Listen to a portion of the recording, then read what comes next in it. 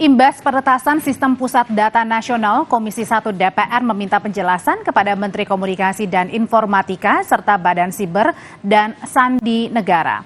Komisi 1 DPR memanggil Menkominfo dan BSSN terkait peretasan sistem pusat data nasional yang membuat layanan publik terganggu. Saat ini DPR masih menunggu penjelasan lengkap dari pemerintah terkait penanganan pusat data nasional yang diretas.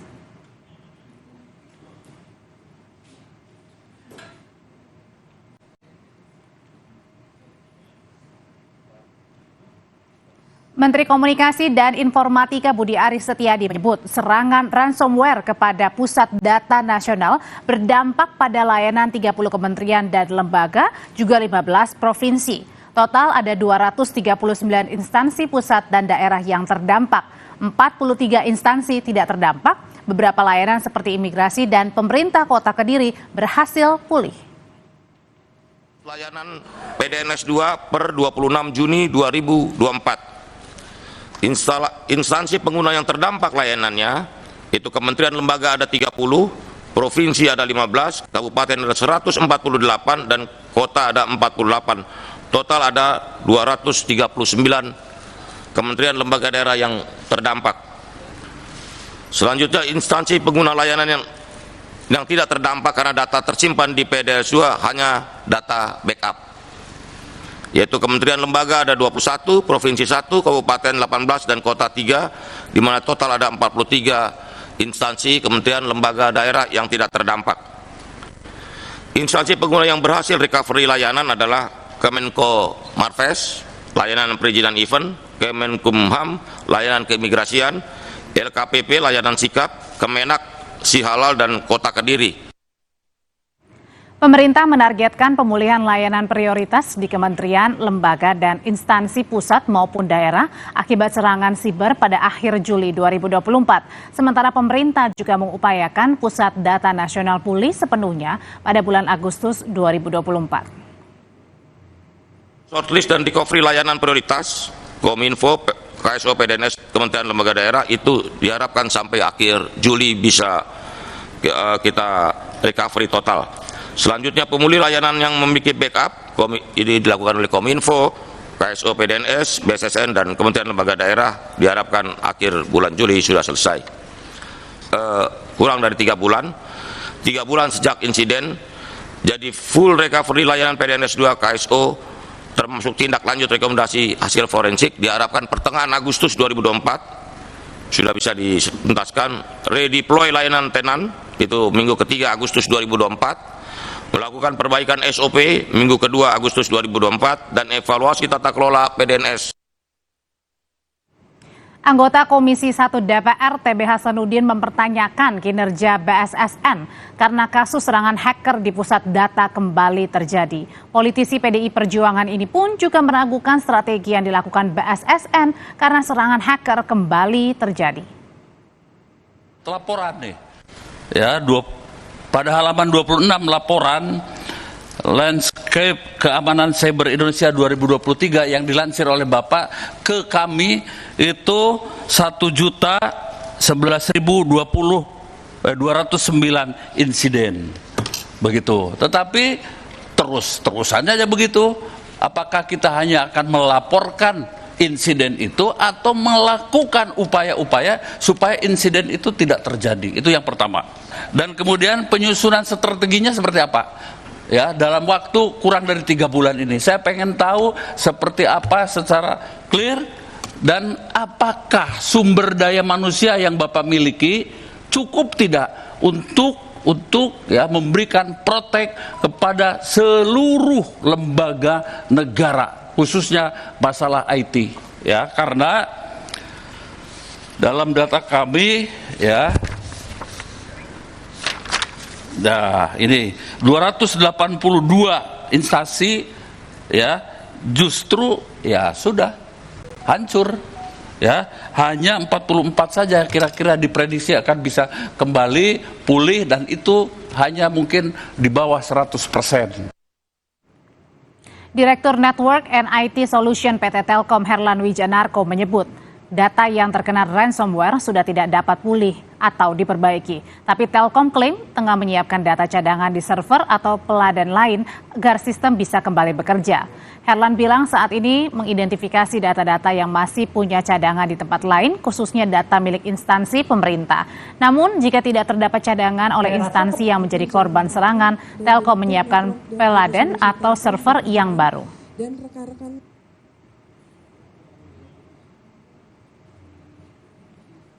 jelas data yang sudah kena ransom ini sudah nggak bisa kita recovery. Ya, kalau memang ini nggak ada backup, kita akan merebuild ulang. Ya, kita siapkan environment yang baru sebagai pengganti PDNS 2 yang sudah kita kunci. Kita setup ulang, kita hardening, kita implementasikan semua aspek security. Banyak yang dapat asistensi dari BSSN ya, melalui prosedur yang membuat ini lebih aman, baru nanti kita akan rebuild di environment yang baru. Saudara Kepala Badan Siber dan Sandi Negara BSSN, Hinsa Sipurian menyebut sudah memutus akses Pusat Data Nasional atau PDN 2 di Surabaya dengan peladen atau server lainnya. BSSN menyebut sedang memeriksa forensik sampel ransomware yang digunakan untuk menyerang PDN 2 di Surabaya. BSSN klaim telah menyiapkan pusat data nasional di kota lainnya sebagai cadangan data dan saat ini dipastikan aman dari serangan ransomware. Saat ini BSSN bekerja bersama dengan Polri menelusuri rekonstruksi serangan ransomware yang menyebabkan data di peladan PDN Surabaya terkunci atau terenskripsi sehingga tak dapat diakses. BSSN belum bisa menjamin data yang dienkripsi berpotensi dijual oleh penyerang. Data kita sudah di-download atau sudah disimpan oleh para pelaku, Pak? Itu kan sedang kita forensik kan lagi kerja juga terus. Ya. Tapi sementara dugaan ini kita karena sifatnya serangan ini kan menenkripsi sehingga data itu tersandra. Nah, data itu ada di tempat tapi tersandra karena terkunci. Mengutip IBM, ransomware adalah sejenis program jahat atau malware yang mengancam korban dengan cara menghancurkan atau memblokir akses ke data yang dimiliki korban. Untuk kembali bisa mengakses data, penyerang biasanya meminta tebusan kepada korban. Jika korban tidak mau membayar tebusan, pilihan yang paling mungkin adalah menginstal ulang sistem operasi. Untuk mengantisipasi serangan ransomware, data penting sebaiknya dicadangkan baik melalui komputasi awan atau cloud maupun melalui diska penyimpanan atau hard disk secara manual. Serangan ransomware varian Lockbit versi ketiga atau ransomware Brainchipper di bulan Juni ini menyerang pusat data nasional di Surabaya. Di dalamnya berisi data-data sejumlah instansi pelayanan publik mulai dari milik pemerintah pusat hingga daerah. Dampaknya 282 instansi pusat dan daerah alami gangguan pelayanan. Salah satunya adalah imigrasi untuk data perlintasan di bandara dan pelayanan paspor. Kami kutip dari Lanskap Keamanan Siber Indonesia tahun 2023 yang diterbitkan Badan Siber dan Sandi Negara. Sepanjang tahun lalu ada 1 juta lebih kasus serangan ransomware di Indonesia. 1,6 juta penjualan data di situs jual beli data. Dan menariknya, data yang diserang termasuk yang diperjualbelikan di situs jual beli data adalah milik administrasi pemerintahan. Akun Moonz Hacksaw di situs jual beli data klaim memiliki data Badan Intelijen Strategis atau BAIS TNI dan data Inafis Polri. Diduga turut beserta ini nama, kemudian juga ada foto, nomor registrasi pokok hingga nomor telepon sampel data dari Badan Intelijen Strategis atau BAIS TNI. Selain itu, pemilik akun klaim memiliki data seperti foto wajah anggota Inafis, sidik jari, dan data email. Data-data itu bersama 33,7 GB data dokumen rahasia dijual seharga $7.000 Amerika Serikat atau setara 114,8 juta rupiah.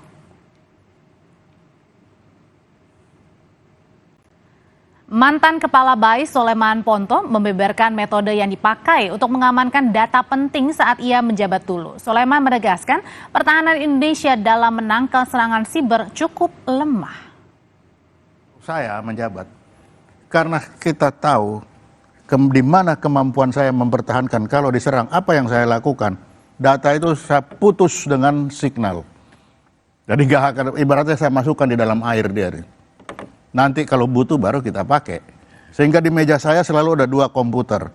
Komputer nanti yang intern, komputer yang berhubungan dengan dunia luar. Karena kita tahu kelemahan kita itu adalah ketika mempertahankan diri itu paling lemah. Nah, sehingga data yang betul-betul rahasia itu kita kurung dia, tidak bisa keluar. Nanti kalau butuh baru diambil. Jadi ada 3 data kan, rahasia, confidence, terbuka. Nah, yang terbuka itu yang keluar. Kalau ambil, terambillah. Kalau confidence, ada kalanya kita bikin satu yang benar, 500 nggak benar. Jadi kalaupun ada, itu banyak nggak benernya. Kalaupun ada NRP, nama segala macam, ya itu hanya nama-namahan, NRP-an. Jadi kita nggak tahu itu. Tapi kalau BAIS masih seperti saya dulu, pasti yang data sangat rahasia itu tidak mungkin keluar. Tidak mungkin keluar. Tidak mungkin keluar. Kalau masih seperti dulu ya. Kenapa? Karena tidak mungkin dia mau mengudara bagaimana, sistemnya diputus, tidak ada sistem masuk ke situ.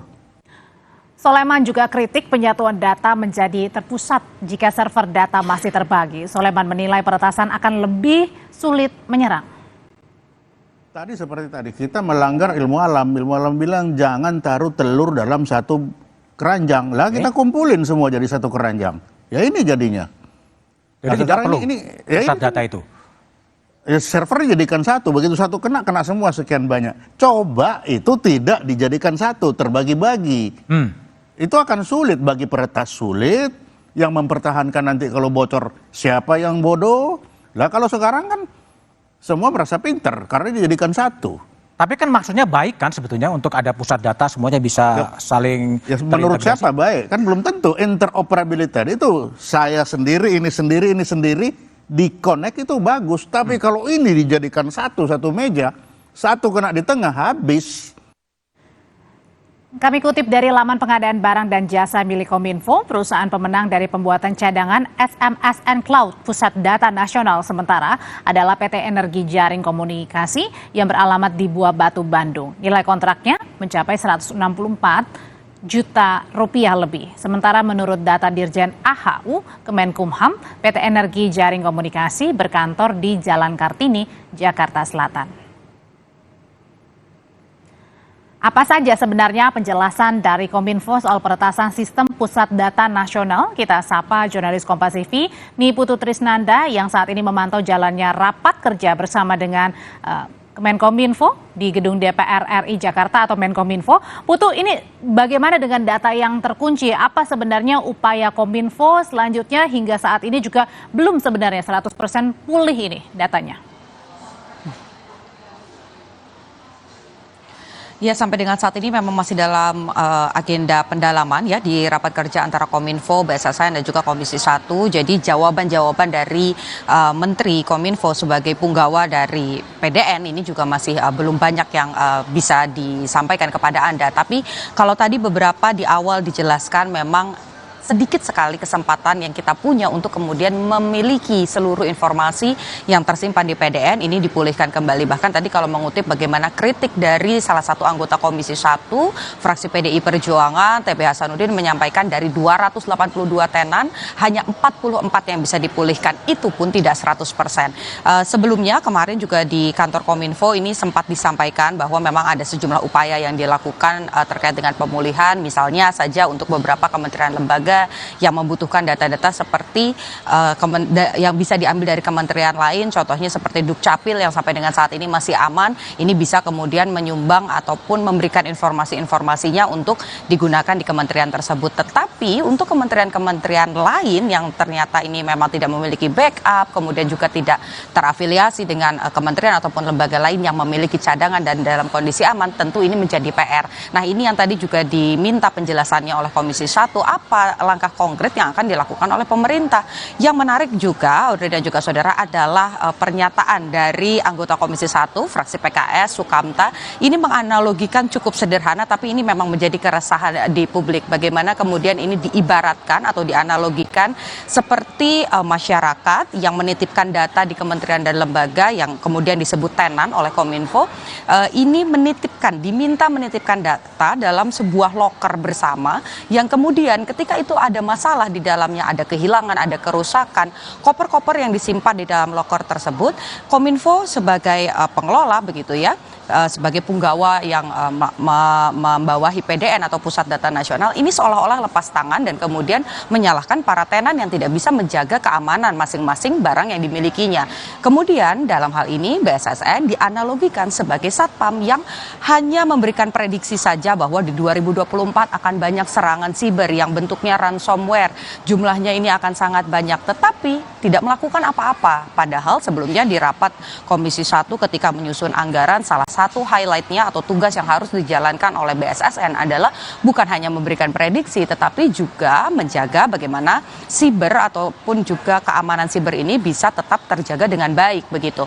Kritik-kritik lain tentu sudah disampaikan juga oleh Ludwig misalnya, yang juga merupakan anggota Komisi 1 dari fraksi Golkar. Kalau memang SDM-nya tidak mampu, silahkan saja ini diganti, direformasi, atau bahkan kalau perlu cari dari luar. Bahkan tadi juga dibuka opsi apakah memerlukan kerjasama dengan pihak dari luar negeri untuk memberikan keamanan terhadap data kita. Karena kalau berdasarkan pandangan dari Komisi 1 adalah objek vital nasional pada beberapa tahun sebelumnya itu adalah bendungan, sumber listrik, dan lain-lain. Tetapi di era digital seperti saat ini, yang masuk dalam kategori objek vital adalah informasi. Jadi ketika misalnya saja informasi pribadi ini tidak bisa diselesaikan dengan baik, tidak bisa dijaga, lalu kemudian ini melebar lagi ke data-data milik lembaga-lembaga yang krusial seperti Polri, kemudian TNI, dalam hal kemarin adalah BAIS TNI, tentu ini menjadi masalah begitu. Apa yang kemudian bisa ditawarkan, keamanan, kemudian kestabilan apa yang ditawarkan kepada masyarakat. Ini yang dituntut tadi, termasuk juga soal undang-undang data pribadi. Memang di DPR ini sudah menggodok terkait dengan perlindungan data pribadi. Tapi sebelumnya disampaikan oleh Mutia Hafidz bahwa sampai dengan saat ini belum ada turunan aturannya dari pemerintah terkait dengan hal tersebut. Juga soal undang-undang keamanan siber yang sampai dengan saat ini juga belum jelas bagaimana arahnya. Nah, ini yang kemudian harus diselesaikan oleh pemerintah, apa bentuk konkretnya. Karena kalau tidak, ini akan terjadi lagi dan kita seolah-olah bahkan kalau melihat bagaimana pernyataan beberapa hari yang lalu, bagi peretas ini dihimbau untuk tidak meretas. Logikanya itu tentu jadi bahan tertawaan bagi masyarakat ya, karena tidak jelas apa yang kemudian ditawarkan. Sekarang Indonesia, Audrey dan juga saudara, sudah ada di peringkat ke-13 negara yang paling sering mengalami kebocoran data. Ini bukan prestasi yang bisa dibanggakan, tentu saja ini menjadi evaluasi. Kita nantikan bersama-sama Audrey apa yang nanti akan ditawarkan oleh Kominfo. Apakah lagi-lagi hanya jawaban-jawaban normatif, kemudian hanya menunggu bagaimana kemudian nanti hasil dari audit forensik, tidak ada tindakan hukum secara tegas yang akan diberikan kepada pihak-pihak yang memang salah misalnya, entah itu peretasnya atau justru ada human error. Ini harus ditindak tegas supaya ini tidak terjadi lagi. Kita nantikan, rapat masih berlangsung kurang lebih tadi mulai 16.22. Apa yang ditawarkan Budi Ari, apalagi belakangan sudah ada petisi untuk meminta Budi Ari turun dari jabatannya. Kita nantikan, Audrey. Sangat penting untuk dinanti apa bentuk pertanggungjawaban Menkominfo Budi Ari Setiadi terkait dengan peretasan Pusat Data Nasional yang hingga sekarang belum sepenuhnya pulih 100%. Terima kasih laporannya dari Gedung DPR RI Jakarta. Niputu Trisnanda.